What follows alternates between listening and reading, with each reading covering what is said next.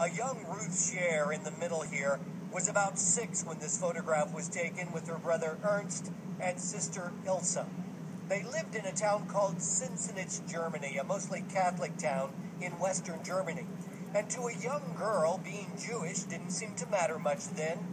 But a few years later, in Nazi Germany, it mattered very much. It's not understandable. We are human beings, you believe, and it just happened to be born Jews.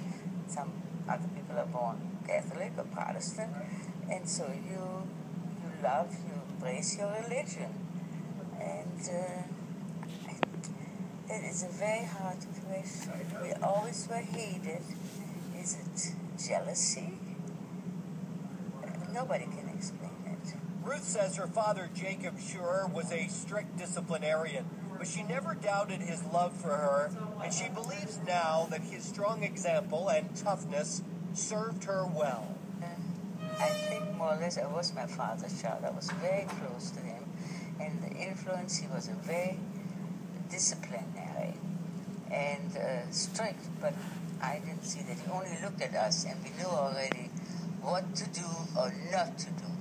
When Adolf Hitler ordered that Jews be persecuted, then gathered up and sent off to camps, Ruth's father and brother fled to Holland with plans of bringing the rest of the family there when it would be safe.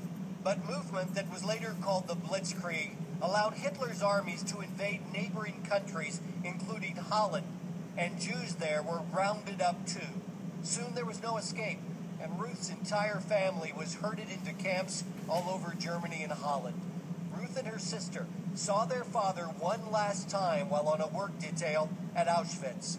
They were able to talk briefly, and Jacob Scher prayed over his daughters for the last time. We were so ill. We did not realize. We only had hope that we could see. Even so, we knew deep down that my father had been gassed in Westerbork. And my mother, we didn't know at the time, but she was also sent off to work. Ruth and her sister Ilse survived those camps, sleeping on dirt floors. They survived the death march toward the sea. They were liberated later by Russian troops, and after so many difficulties that her book explains, they finally made it to America in 1946. Her number given to her at Auschwitz has faded over the years. Her memory has not. Ruth documents everything in My Father's Blessing and is quick to point out the invaluable help of her friend Anne Mullengarten in researching and writing her remarkable story. A story she hopes will help us understand how so much hate could be inflicted on a people.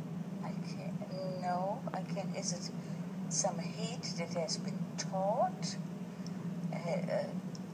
It's always through history.